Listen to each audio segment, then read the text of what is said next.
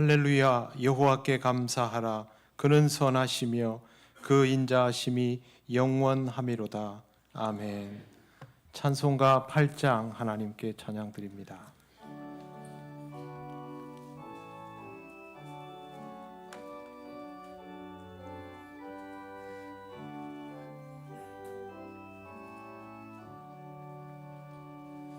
거룩 거룩 거룩 전능하신 주님, 이른 아침 우리 주를 찬송합니다.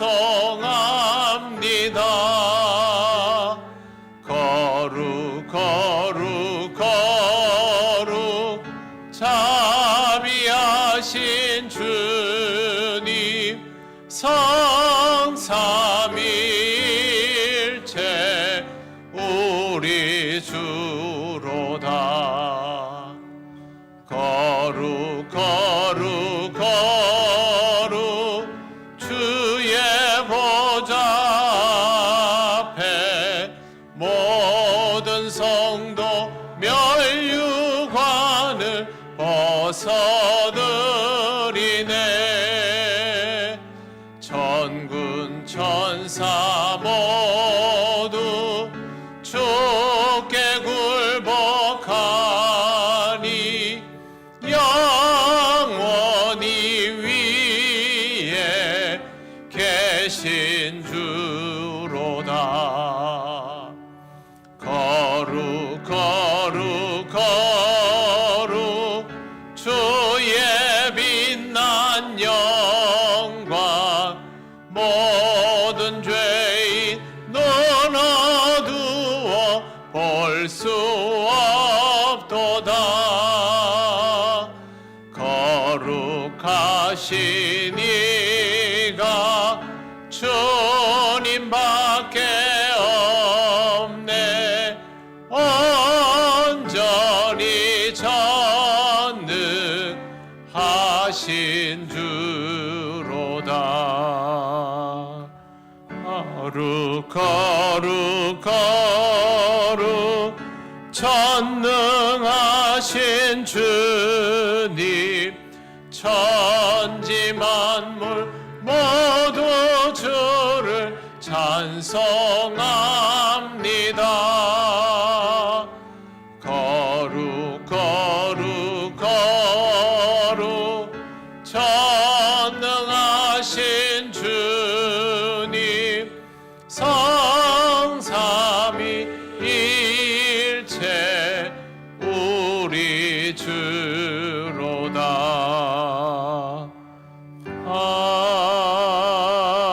아멘. 성시교독 137번입니다.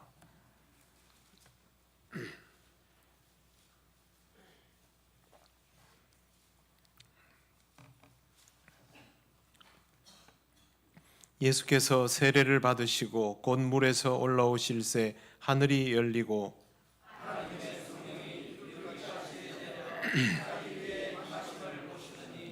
하늘로부터 소리가 있어 말씀하시되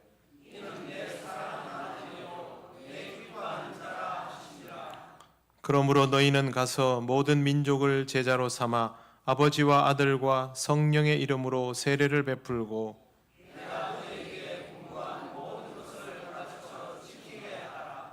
볼지어다 내가 세상 끝날까지 너희와 항상 함께 있으리라 하시니라.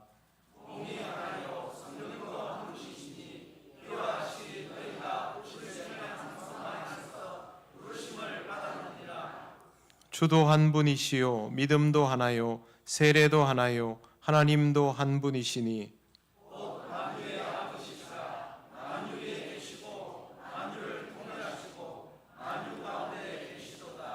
아멘. 나는 전능하신 아버지 하나님 천지의 창조주를 믿습니다. 나는 그의 유일하신 아들 우리 주 예수 그리스도를 믿습니다. 그는 성령으로 잉태되어 동정녀 마리아에게서 나시고 본디오 빌라도에게 고난을 받아 십자가에 못 박혀 죽으시고 장사된 지 사흘 만에 죽은 자 가운데서 다시 살아나셨으며 하늘에 오르시어 전능하신 아버지 하나님 우편에 앉아 계시다가 거기로부터 살아있는 자와 죽은 자를 심판하러 오십니다. 나는 성령을 믿으며 거룩한 공교회와 성도의 교제와 죄를 용서받는 것과 몸의 부활과 영생을 믿습니다. 아멘. 찬송가 43장 하나님께 찬양드립니다.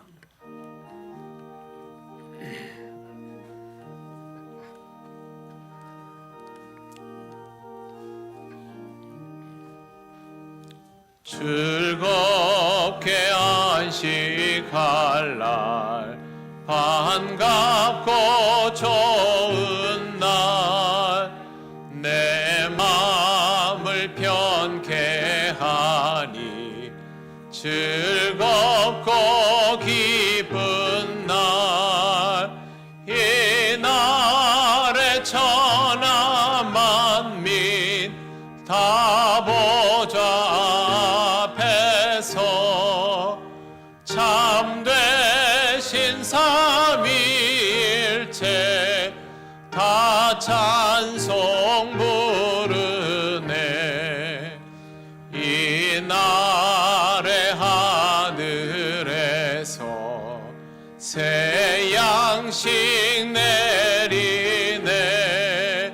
성회로 모이라고 종소리 울리네. 복음의 밝은 빛은 온 세상 비치며 또 영생물이 흘러 시원케 하시네. 이 주일 지킴으로 새 은혜 입어서 영원히 쉬는 곳에 다 올라갑시다. 성부께 찬미하고 성자와도 성령 참되신 삼위일체 다 찬송 부르세. 아멘.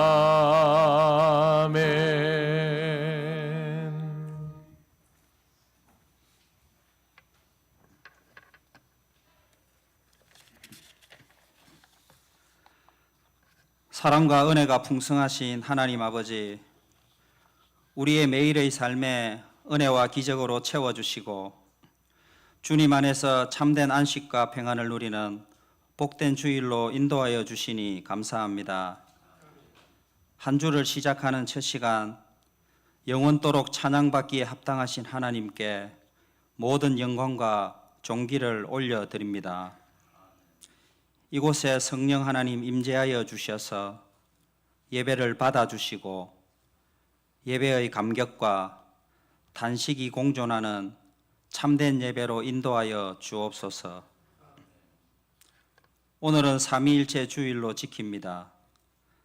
한 본질 안에 세 위격으로 구별되지만 영원히 동격이시며 영원히 함께 계시는 한 하나님을 제대로 이해하고 그 신비를 묵상하며 영광 돌리는 주일이 되게 하옵소서.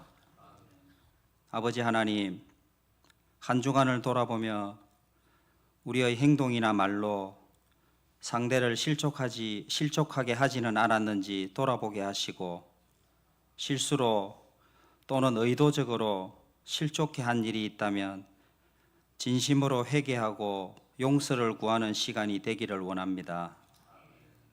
이제는 우리가 사람을 실족하게 하지 않고 칭찬하며 격려하며 세우는 자들이 되도록 성령께서 우리의 입술을 다스려 주옵소서. 하나님 아버지, 한 해의 절반인 6월 중순입니다. 하반기에는 나라가 지금보다 더 안정되고 경제가 회복되어지기를 바랍니다. 하나님의 은혜로 국민들의 상처가 치유되며 분열과 갈등과 상처들이 봉합되고 치유되기를 원합니다. 대통령에게 하나님의 지혜와 능력을 허락해 주셔서 평화롭고 안전한 나라로 잘 이끌어가게 하시고 주어진 권한을 남용하지 않고 국민을 위해 잘 사용하게 하시며 국민에게 희망과 신뢰를 주는 국회로 거듭나기를 기도하는 저희가 되게 하옵소서. 우리 교회가 비성경적이라고 판단되는 부분을 제거하고 개혁하며 갱신하는 거룩한 공동체가 되게 하옵소서. 우리 교회가 하나님을 경외하며 하나님을 사랑하며 하나님을 믿고 기도하는 성도로 가득한 교회가 되기를 원합니다. 행복한 전도대가 모든 것을 하나님께 맡기고 믿음으로 씨를 뿌리게 하시고 전도대를 통하여 많은 영혼들이 돌아오게 하시며 이번에 세워진 피택자들이 피택자 교육을 통해 부족함을 느끼게 하시고 임직을 말씀과 기도로 준비하며 몸된 교회를 섬기는데 부족함 없도록 건강과 믿음을 허락하여 주옵소서. 더워지는 날씨에 우리 각자가 연초에 가졌던 결심과 계획을 돌아보며 점검하게 하시고 말씀을 통해 흐트러진 마음을 다 잡고 하반기를 준비하는 6월이 되게 하옵소서. 여름 성경학교와 수련회를 준비하는 교육부의 모든 가정을 주님 함께하여 주셔서 도움의 손길을 붙여주시고 목회자와 교사들이 기도로 준비하며 말씀의 능력과 은혜를 우리 자녀들이 경험하는 시간이 되게 하옵소서. 낮과 밤의 기온차가 심한 이 계절에 성도님들의 건강을 지켜주시고 질병에서 낫기를 간절히 기도하는 한우들의 기도에 속히 응답하여 주시며 진심으로 중구하는 저희가 되게 하옵소서. 이 시간 하나님 말씀 앞으로 나아갑니다. 마음의 감동과 찔림과 회개가 일어나는 능력의 시간이 되기를 원합니다. 전하시는 담임 목사님에게 성령 충만함을 주셔서 믿음으로 담대히 선포하게 하시고 한 주간 오늘 주시는 말씀 붙잡는 저희가 되게 하시고 말씀의 능력을 경험하는 한 주간이 되게 하옵소서. 오늘도 예배를 위해 이 모양 저 모양으로 수고하신 모든 헌신을 주님 기쁘게 받아주시고 우리의 참 소망이 되시는 예수님 이름으로 기도드립니다. 아멘.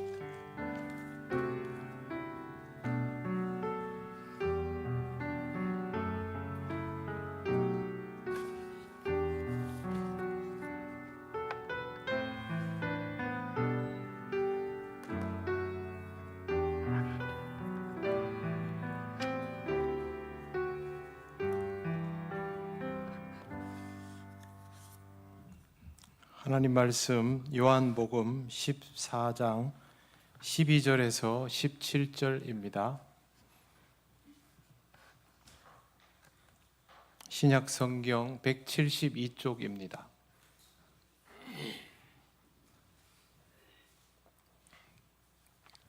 요한복음 14장 12절에서 17절 말씀을 봉독합니다. 내가 진실로 진실로 너희에게 이르노니 나를 믿는 자는 내가 하는 일을 그도 할 것이요 또한 그보다 큰 일도 하리니 이는 내가 아버지께로 감이라. 너희가 내 이름으로 무엇을 구하든지 내가 행하리니 이는 아버지로 하여금 아들로 말미암아 영광을 받으시게 하려 함이라. 내 이름으로 무엇이든지 내게 구하면 내가 행하리라. 너희가 나를 사랑하면 나의 계명을 지키리라. 내가 아버지께 구하겠으니 그가 또 다른 보혜사를 너희에게 주사 영원토록 너희와 함께 있게 하리니 그는 진리의 영이라. 세상은 능히 그를 받지 못하나니 이는 그를 보지도 못하고 알지도 못함이라. 그러나 너희는 그를 아나니 그는 너희와 함께 거하심이요 또 너희 속에 계시겠음이라. 아멘. 기도드리겠습니다. 하나님 감사합니다. 오늘 우리에게 주신 말씀을 함께 묵상하기 원합니다. 부족한 종이 잘 전하게 하시고 또 함께 들으며 깨닫는 은혜의 시간이 되게 하옵소서. 예수님 이름으로 기도드립니다. 아멘. 네, 오늘은 삼위일체 주일입니다. 하나님은 본질적으로 한 분이시지만 세 가지 위격으로 역사하신다라는 의미가 삼위일체입니다. 위격이라는 말은 영어로는 person으로 번역이 되어 있습니다. 사람의 격, 인격도 person입니다. 그런데 이렇게 번역한 이유는 하나님의 그 격이 신격이죠. 그 격이 성부, 성자, 성령이 모두 독립적이다라는 의미에서 세 위격에 대하여 설명이 되어 있습니다. 성부는 성부대로, 성자는 성령대로, 성자는 성자대로, 성령은 성령대로 모두 독립적으로 역사하시는데 본질적으로 하나이시다. 그래서 삼위일체입니다. 이걸 옛날부터 설명하려고 이 방법 저 방법을 많이 동원했고, 여러분이 이런 거 들어보셨을 겁니다. 물과 얼음이 같은 것인데 다르지 않느냐, 이런 식의 설명. 아버지가 밖에서는 회사원이고 집에 오면 아버지고 누구에게는 아들이고, 이런 설명도 들어보셨을 텐데 온전한 설명이 될 수가 없습니다. 삼위일체는 예를 드는 순간부터 거의 예외 없이 양태론에 빠집니다.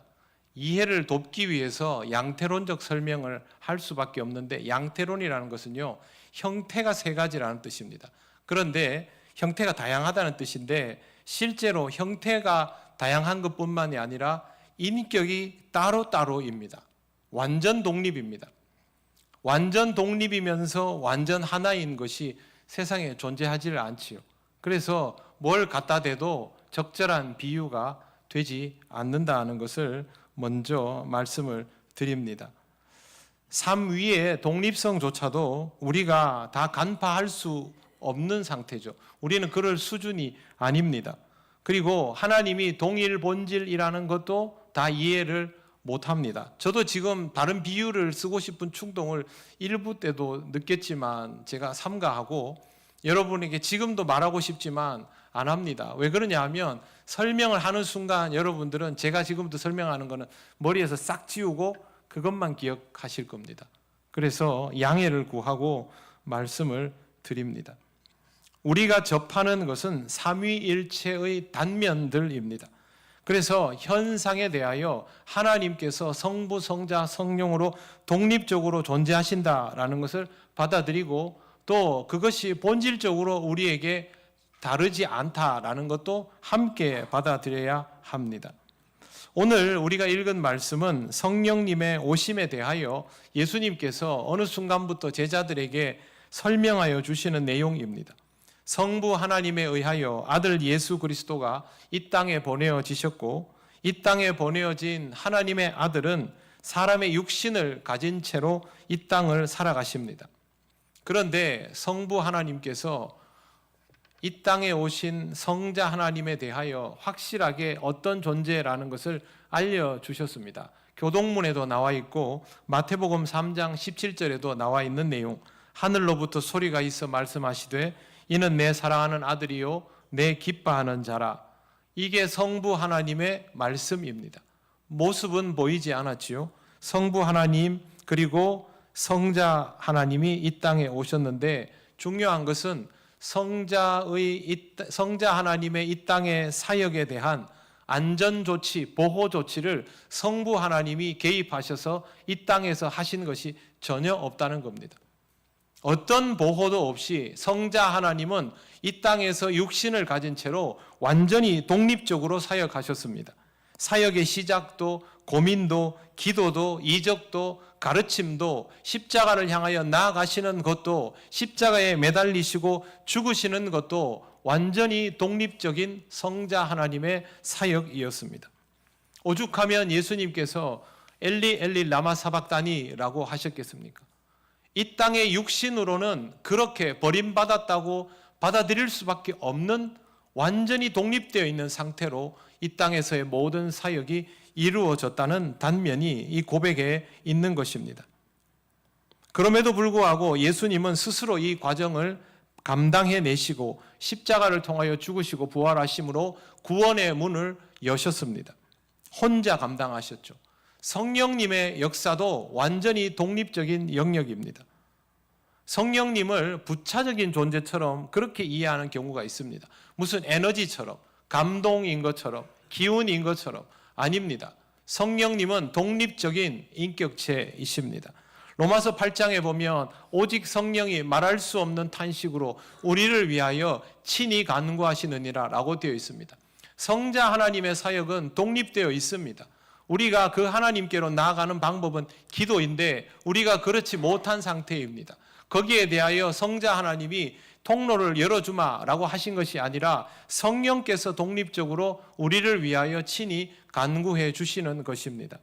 고린도 전서 12장 11절을 제가 천천히 읽어보겠습니다.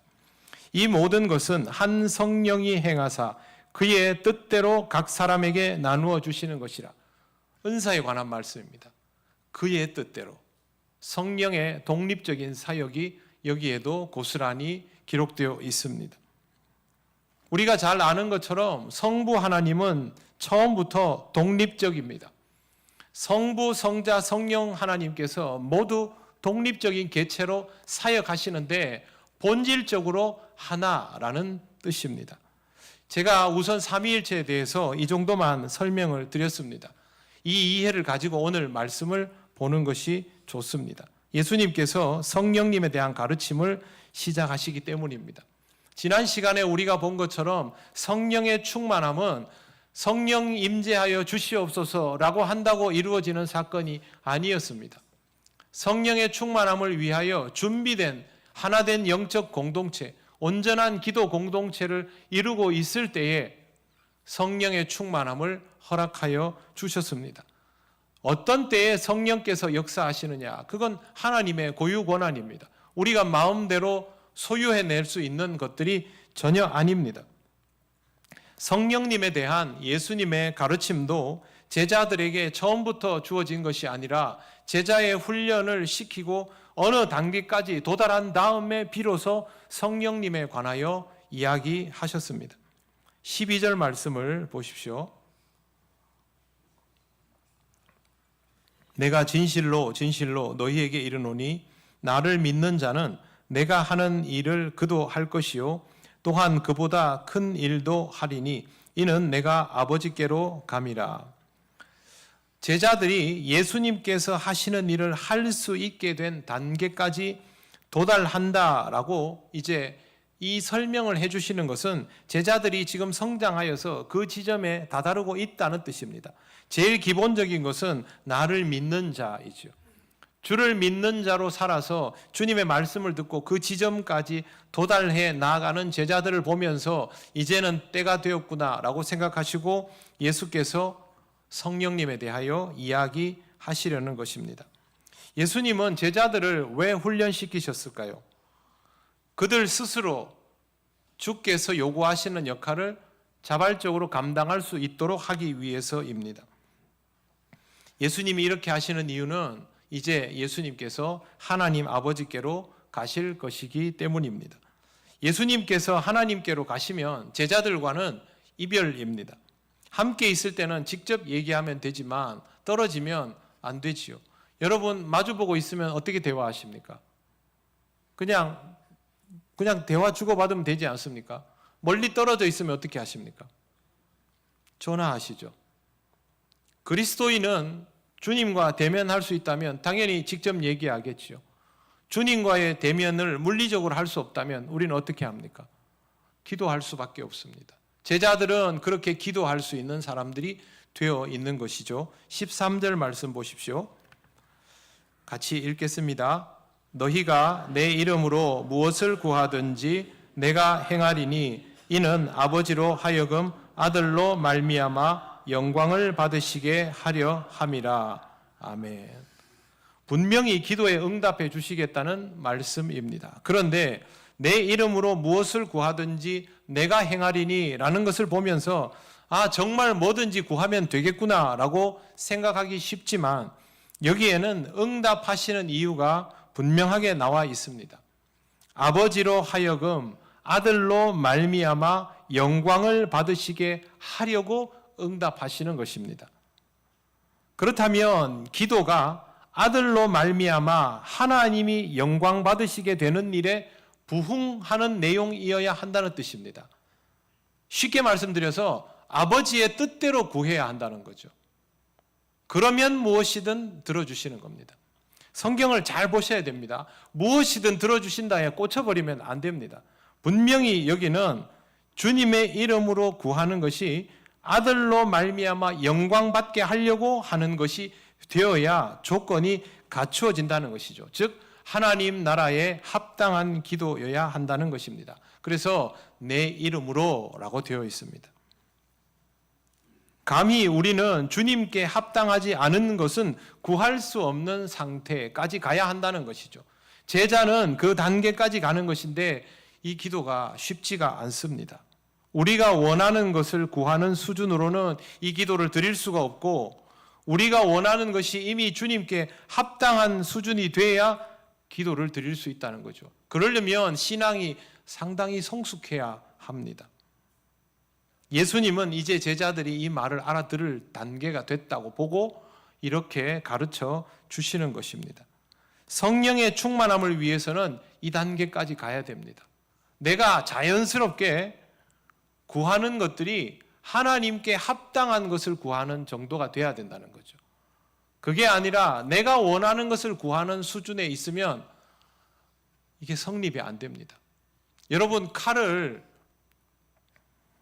맡길 때 어떤 사람에게 맡겨야 되겠습니까? 그 칼을 유익하게 쓸 수 있는 사람에게 맡겨야 되죠. 그게 아니라 그냥 칼이 필요한 사람에게 다 주면 어떻게 될까요? 이 칼은 흉기가 될 수 있습니다.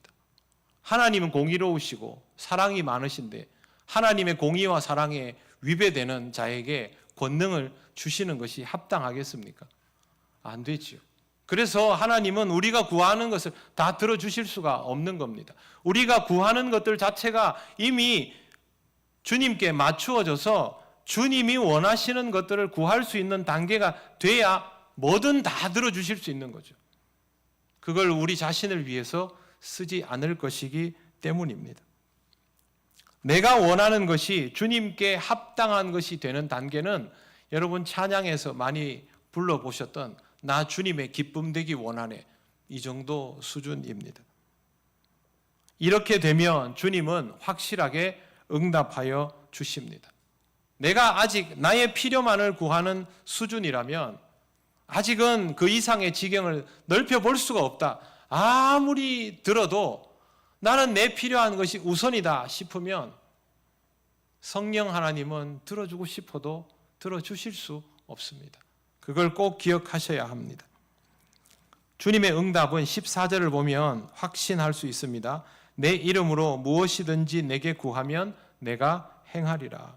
내가 주님이 기뻐하실 것들을 구하는데 왜 그걸 들어주시지 않겠습니까? 뭐든 해봐라, 다 들어줄게, 그 정도 아니겠습니까? 그리고 이 단계는 정말로 주님을 사랑하는 단계입니다. 14절에서 15절로 넘어가면요, 너희가 나를 사랑하면 나의 계명을 지키리라, 그렇게 나오지요. 갑자기 여기서 사랑이 왜 나옵니까?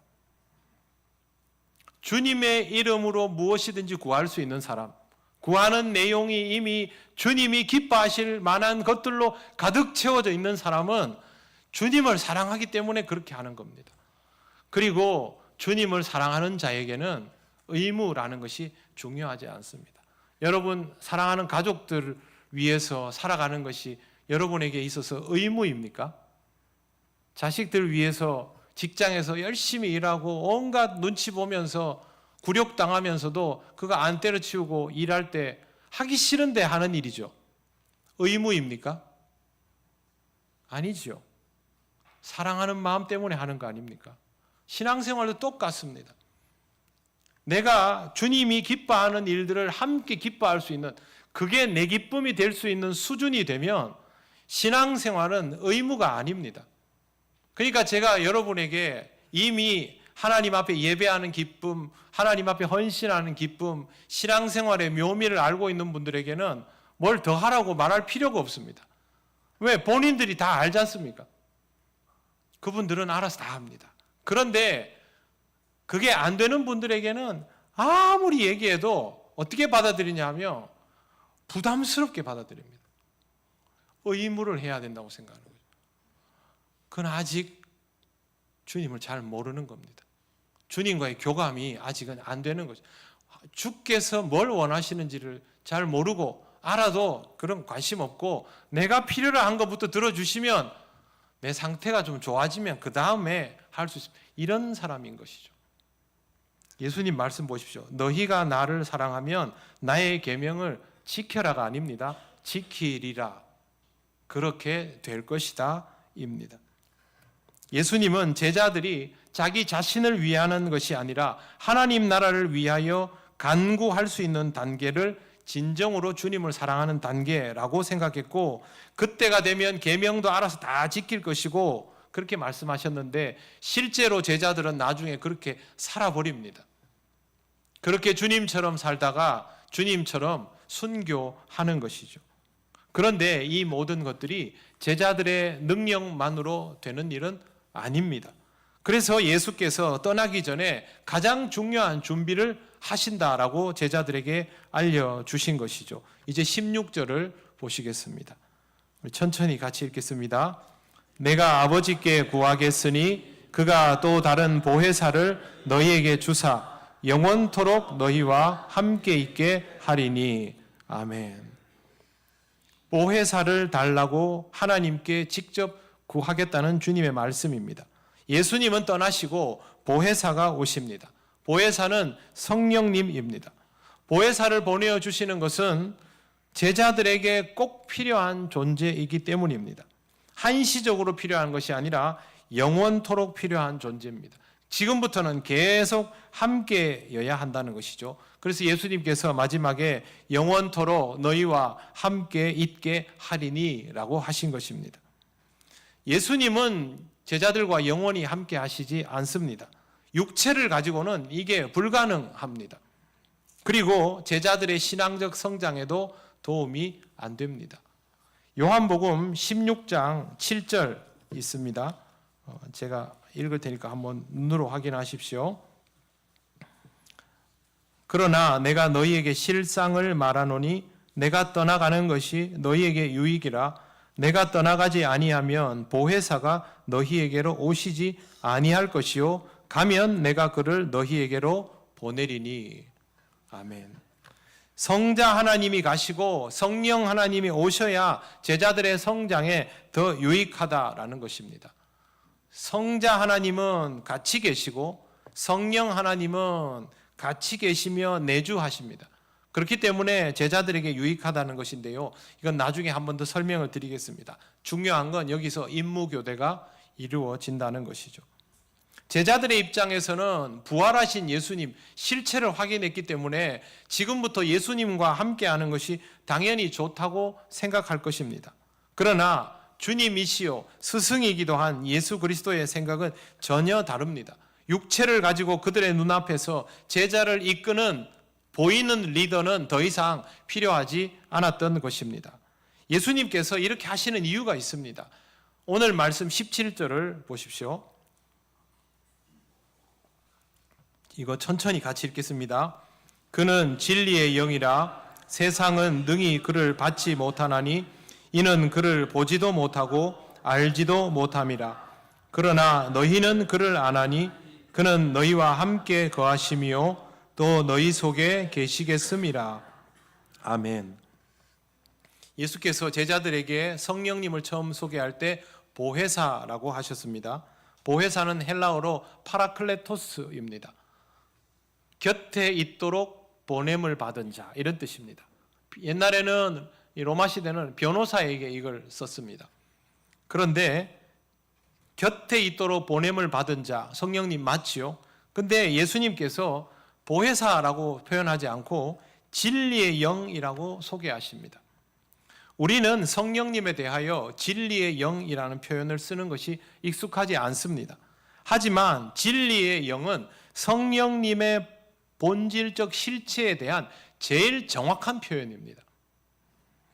성령님이 제자들 곁에 있는 이유는 보살펴주고 위로해주기 위해서 등을 토닥거려 주려고 있는 것이 아닙니다. 제자들을 진리 가운데로 인도하시기 위하여 오시는 것입니다. 그렇게 진리 가운데로 인도하면 제자들이 진리를 따라 살았겠지요. 그리스도인이 이 땅을 진리를 향하여 나아가면 고난과 박해가 따라오게 되어 있습니다. 신앙생활은 그래서 어려운 것입니다. 다른 사람으로부터 이질적인 자로 여겨지기 딱 쉬운 것이 신앙생활입니다. 신앙생활을 하면서 내가 구하면 뭐든 다 되고 다 응답받고 잘 되고 강건하고 번성하고 그럼 좋지요. 그건 이상한 것입니다. 신앙생활의 결과물은 그럴 수가 없습니다. 세상이 악하기 때문에 다른 사람들을 다 악하다라고 보라는 뜻이 아닙니다. 이 세상이 구조적으로 악하기 때문에 그 가운데서 인간이 선하게 살기를 원해도 본성적으로 그 악을 야성처럼 드러내기 때문에 이 세상은 진리를 따라 나아가면 사람들이 그 진리를 이해하기보다는 왜곡시키려고 하고 방해하고 심지어 박해까지 합니다. 그래서 그리스도인은 힘들게 되어 있습니다. 이 길이 맞는가 싶습니다. 그때 성령께서 위로해 주시는 것입니다. 우리가 절망할 때는 우리를 위하여 친히 간구해 주시는 거죠. 위로 낙담의 수준을 넘어서면 기도도 안 되지 않습니까? 그때 성령께서 구하여 주시는 것입니다. 절대 성령께서 무턱대고 우리와 위로하시고 함께 하시고 그냥 안아주시고 아닙니다. 우리가 진리 가운데 서 있으면서 그것을 감당할 수 없어 할 때 그것이 진리임을 알게 하시고 그 진리를 붙들고 나아가게 하시고 그 길에서 벗어나면 바로 잡아주시고 그것이 성령님의 역사입니다. 16장 3절 말씀에 이렇게 되어 있습니다. 그러하나 진리의 성령이 오시면 그가 너희를 모든 진리 가운데로 인도하시리니. 명백하지 않습니까? 이렇게 성령께서 제자들을 진리 가운데로 인도하실 때에 성령의 역사를 통하여 제자들이 삼위일체 하나님의 실체를 영적으로 경험하게 되는 겁니다. 삼위일체는요, 입증할 수 없습니다. 비유하면 단편화가 됩니다. 그런데 경험됩니다. 그래서 고백하는 것입니다. 성경에도요, 현상만 써놨습니다. 거기에 대한 정의를 내려놓지를 않았습니다. 성부 하나님이 이렇게 역사하셨고 성자 하나님은 이 일을 하셨고 성령님은 이렇게 역사하시고 그 답니다. 그걸 우리가 총체적으로 그렇게 받아들이고 교리적으로 정리해 놓은 것이 삼위일체입니다. 진리의 영은 그냥 알아차릴 수가 없습니다. 세상은 능히 그를 받지 못하나니 이는 그를 보지도 못하고 알지도 못함이라. 세상이 왜 성령님을 받지 못합니까? 믿지 않으니 받을 수 있는 가능성도 존재하지 않습니다. 그를 보지도 못합니다. 보이지 않는 분인데 눈으로 보려 하니 보일 리가 없습니다. 진리를 통하여서만 만날 수 있는데 진리에서 벗어나 있으니 만날 수도 없습니다. 영적인 존재라서 영적으로 만나야 하는데 영적이다라는 말이 무슨 뜻인지도 모르거든요. 영적이라는 말은 무슨 신비적인 황홀경을 경험하는 것이 아닙니다. 성경이 말하는 영적이다라는 것의 의미는 진리이신 영을 만나고 그 영에게 맞추어진 상태가 되는 것이 영적이다라는 뜻입니다. 그렇기 때문에 성경을 읽을 때 성령께서 깨닫게 하심이 경험되어야 하고 제자로 살아가면서 하나님께서 그 나라를 이루어가는 것이 내 눈으로는 보이지 않지만 그 말씀의 가치를 통하여 경험되고 깨달아져야 합니다. 세상은 이리 뒤집힐 수도 있고 저리 뒤집힐 수도 있지요. 현상을 보는 게 아니라 하나님께서 이렇게 해서 하나님 나라를 향하여 가시는구나. 그걸 볼 수 있게 되는 것이 성경 아니고 뭐가 있겠습니까? 말씀의 신비를 깨닫고 하나님 나라의 일어섬이 깨달아져야 비로소 성령이 역사하시는 것이 깨달아지고 받아들여지는 것입니다. 그때 성령님이 진리의 영이라는 사실이 얼마나 중요한지 알게 되는 것이죠. 그런데 성경을 모르니 이 모든 것들이 너무 멀게 느껴지는 겁니다. 신앙생활을 어떻게 하면 성경을 모른 채로 할 수 있을까? 그걸 고민을 합니다. 그렇게 해서 하는 것이 신앙생활이 되겠습니까? 자기 본능에 따라 움직일 수밖에 없지요. 그 본능을 감추고 겉모양을 경건한 채 하고 있다가 툭툭 올라오는 본능을 억제하지 못하는 이유는 말씀에 의해서 압도되지 않은 삶을 살아가기 때문 아닙니까? 말씀 없이 진리의 영을 만날 수 있는 방법은 존재하지 않습니다. 성경에 대하여 무지하면 하나님 나라에 대한 왜곡이 일어날 수밖에 없습니다. 그러면 어떻게 돌아가야 하나님 나라가 이루어지는 것인지를 알지 못합니다. 그리스도인들이 고난당하고 죽어야 하나님 나라가 확장된다고 예수님께서 얼마나 열심히 설명을 하셨는데 무기를 들고 이교도들을 죽여나가면서 하나님 나라를 확장한다고 하는 게 얼마나 바보 같은 짓입니까?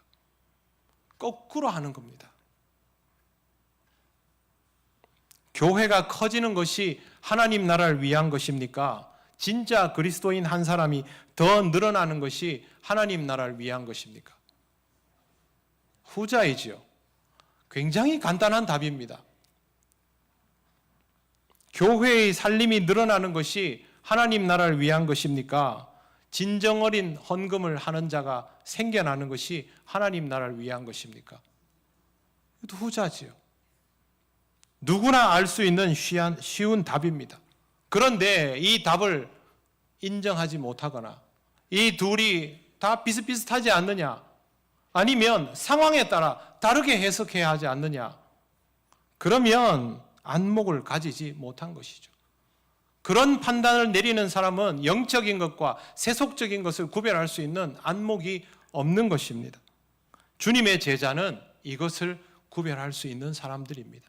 예수님께서 오늘 이 말씀을 주시는 이유는 내가 이렇게 말하면 너희는 듣고 기억했다가 떠올려야 된다. 그래서 성령님과 함께 이 말들을 구현해내어야 한다. 그렇게 해서 이 말씀을 주신 것입니다. 17절 마지막 부분을 보시겠습니다. 그러나 너희는 그를 아나니 그는 너희와 함께 거하시며 또 너희 속에 계시겠음이라. 아멘. 종교개혁자 마틴 루터와 장 칼뱅은 거대한 로마 가톨릭 교회를 보면서 그걸 보고 은혜 받지 않았습니다. 그 가치가 혼란스러운 시대에서도 말씀에 눈이 열리는 것에 은혜를 받았습니다. 그 말씀대로 살아가려 하니까 온갖 위협과 박해와 고초가 따랐지만 성령 하나님, 즉 진리의 영이 존재하심을 알았기 때문에 흔들림 없이 자신의 길을 갈 수 있었던 것입니다. 루터 소요리 문답 사도신경 3조 해설에 이런 내용이 있습니다. 나는 내 이성이나 능력으로는 주 예수 그리스도를 믿거나 주께 나아갈 수 없다. 그러나 성령께서 복음을 통해 나를 부르시고 그의 은사들로 나를 거룩하게 하셨으며, 루터는 예수님께서 말씀하신 그대로 성령이 함께 거하시고 내주하심을 통하여 말씀의 신비를 깨닫게 되었다고 고백하는 것입니다. 이렇게 해야 하나님의 은혜를 누리며 진리 가운데 살아갈 수 있습니다. 루터는 학자입니다. 성경을 읽고 연구하는 사람입니다. 그 사람의 입에서 믿음이 성령의 선물이라고 고백한 것은 무엇 때문일지 생각해 보아야 합니다. 우리는 모두 주님의 제자여야만 합니다. 그래야 오늘 말씀이 우리에게 어떻게 구체적으로 이루어지는지를 직접 경험하고 고백도 할 수 있습니다. 제자로서의 과정이 없다면 삼위일체 하나님의 역사는 내가 죽을 때까지 한 번도 다다를 수 없는 저 하늘에 떠 있는 먼 별과도 같은 것이 되어버립니다.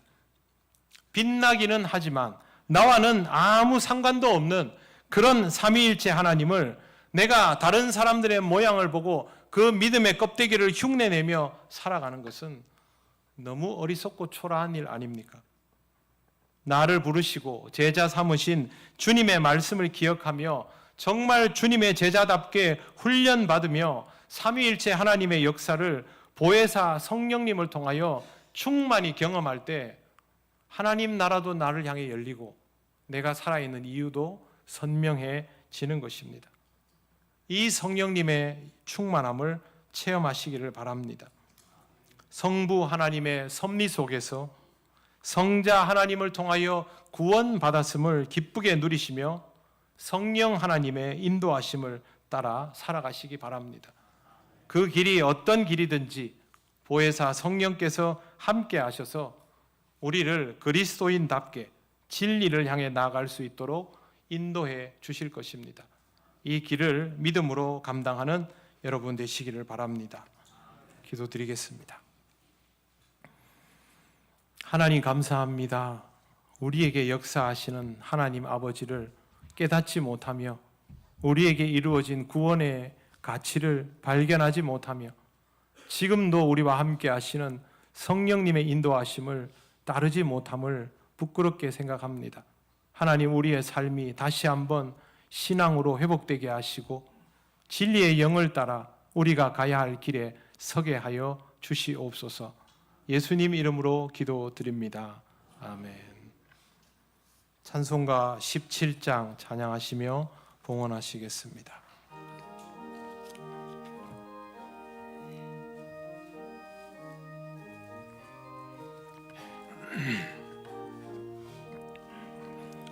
사랑의 하나님 이곳에 계시니 주 영광이 성전에 가득히 넘치네. 거룩한 주님 앞에 죄인 된 우리들 경건한 마음으로 찬양합니다.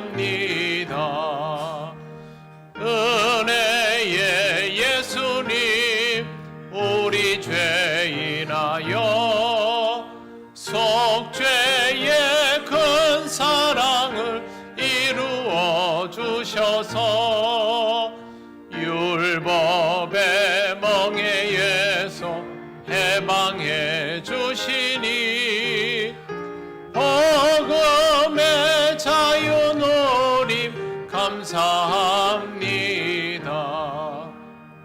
위로의 성령님 우리의 마음에 늘 함께 계시오니 큰 힘이 됩니다.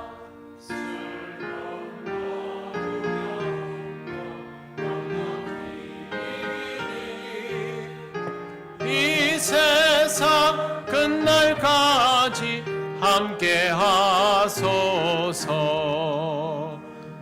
아멘.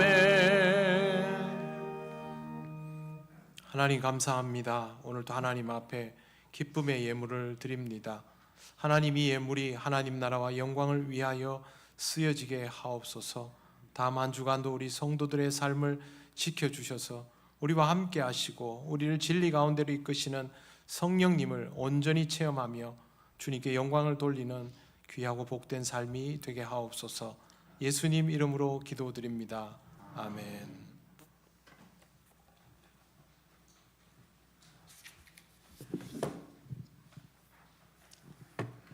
교회 소식 알려드리겠습니다.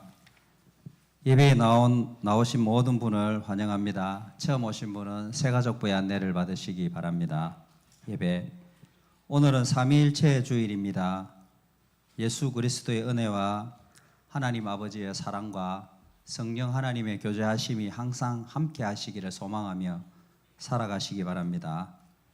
두 번째, 이예전도의 헌신 예배가 오늘 오후 찬양 예배에 있습니다. 강사는 남해 상주교회를 담임하시는 양성주 목사님이 되겠습니다. 모임 기간 원래가 오늘 2부 예배 후에 각 지정 장소에서 있습니다. 항존직 피택자 교육 1차 과정이 5주 과정으로 진행 중에 있습니다. 매주 토요일 새벽기도 후에 3교육관에서 진행되고 있습니다. 교육을 힘들게 받으시던데 우리 성도님들 기도로 많이 응원해 주시면 감사하겠습니다. 안내. 오늘 감사 떡과 커피를 장복기 집사님 가정에서 어제 결혼식을 잘 치렀다고 하나님 은혜 가운데 감사하시면서 이렇게 제공해 주셨습니다. 맛있게 드시고 또 만나시면 축하 또 해주시면 되겠습니다. 두 번째, 양호익 청년이 쌀 20kg를 협찬해 주었습니다. 양호익 청년을 잘 아시는 분도 있고 잘 모르시는 분도 있겠지만 사실 우리 기도가 많이 필요한 청년이기 때문에 우리 성도님들 이 청년을 위해서 많이 기도해 주시고 또 많이 사랑해 주시면 감사하겠습니다. 세 번째, 진주남로의 장로의 부부 수련회가 어제 은혜 가운데 잘 마쳤습니다. 섬김과 찬조로 함께 해주신 모든 분들께 이 자리를 빌어 다시 한번 감사드립니다. 네 번째, 진주남로의 아동부 교사 강습회가 다음 주 토요일 21일 오전 9시에 용형교회에서 있습니다. 우리 교사 선생님들 많이 참석해 주시기 바랍니다. 그리고 다섯 번째, 수요 기도의 순서는 18일 장복희 집사님이 되겠습니다. 그리고 주보를 보시면 디모데 스마트 성도 앱 설치 과정이 있습니다. 성도님들 아시겠지만 올해는 작년까지 해오던 그 요람을 책으로 만들지를 안 하고 스마트 앱으로 이렇게 저희들이 하기로 해가지고 이 앱이 시작된 거는 사실 조금 되었는데 이제 조금 보강이 되어가지고 지금은 아마 다른 먼저 이 스마트 앱을 실시한 교회보다 조금 구성이 잘 된 것 같더라고요. 목사님이 자부하시던데 이 설치를 하셔야 되는데 이 설치는 사실 요 주보에 있는 대로 하시면 됩니다. 하시면 되는데 연세 드신 분은 스마트 기기가 조금 어려우시니까 목사님한테나 또 젊으신 분들 또 자녀분들 있으면 이게 누구나 하시면 할 수가 있거든요. 그리고 들어가서 클릭을 해보시면 됩니다. 해보시면 유튜브도 연결되고 밴드도 연결되거든요. 그리고 뭐 교회 소식이라든지 우리 성도님들 그 생년월일도 다 나오기 때문에 뭐 몇 년생이니 뭐 생일이 빠른 이런 것도 언제는 오해 없이 확인하실 수가 있으니까 이 앱을 꼭 까시고 그래가지고 사용해 주시면 되겠습니다. 이상으로 광고를 마치겠습니다. 네, 제가 자부한다고는 말씀 안 드렸는데 그 스마트 요람은 우리 교인들만 사용하는 그 폐쇄적인 영역입니다. 그래서 외부로 공개되는 거 아니니까요.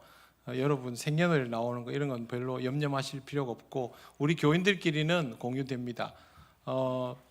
아이폰 사용자는 앱스토어에 들어가서 이걸 치셔야 됩니다. 디모데를 치시면 됩니다. 검색어를. 그리고 갤럭시 사용자는 플레이 스토어죠. 거기 들어가서 디모데를 치시면 영어로 SP라고 되어 있는 이 초록색 바탕에 어플이 있습니다. 그걸 먼저 받으시고 여기 설명에 있는 것처럼 제 이름을 치셔야 됩니다. 제가 대표이기 때문에 그걸 통해서 버튼을 눌러서 들어가시면 인증 절차가 있어요. 인증 절차 뭐 이게 금융 관련 이런 거 할 때 보면 인증 절차 문자 받고 하지 않습니까? 똑같습니다. 그런 방식으로 하고 나면 이제 그 다음부터는 인증 절차를 거칠 필요가 없이 계속 사용할 수 있습니다. 모르면요 물으면 됩니다. 옆에 있는 나보다 한 살이라도 적다 싶으면 물어보시면 됩니다. 젊은 분들은 금방 하실 수 있습니다. 제가 1부 때 이걸 해보려 하다가 바로 포기했습니다. 예배 시간이 언제 끝날지 몰라서. 그래서 예배 끝나고 가까운 분들 통해서 또 우리 구역장 권사님들 통해서 그렇게 물어보시면 되겠습니다. 새가족 등록하셨습니다. 우리 교회 계속 이제 예배를 같이 우리와 함께 예배를 드리다가 이제 이사를 완전히 하시면서 나오셨습니다. 주순회 성도님, 구은회 성도님. 잠시 예. 얼굴 이제 익숙하시죠? 박수로 환영하시겠습니다. 기도드리겠습니다. 하나님 감사합니다. 우리와 함께 신앙생활 할 수 있도록 인도하시고 보내주심을 감사합니다. 믿음으로 하나 되며 주님 안에서 우리와 함께 신앙생활 잘 할 수 있도록 인도하여 주시고 하나님 이 가정 위에 하나님의 은혜와 평강이 충만하도록 역사하옵소서. 예수님 이름으로 기도드립니다. 아멘. 네, 이제 일어나셔서 예배드린 교우들과 서로 인사하시겠습니다.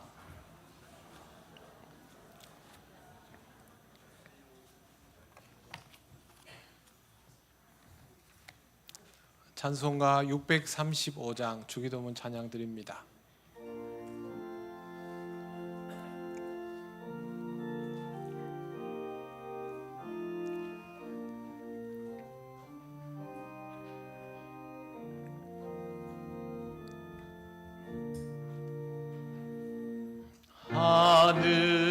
하늘에 계신 아버지 이름 거룩하사 주님 나라 임하시고 뜻이 이루어지이다. 일용할 양식 주시고 우리들의 큰 죄 다 용서하옵시고 또 시험에 들게 마시고 악에서 구원하소서. 대개 주의 나라 주의 권세 주의 영광 영원히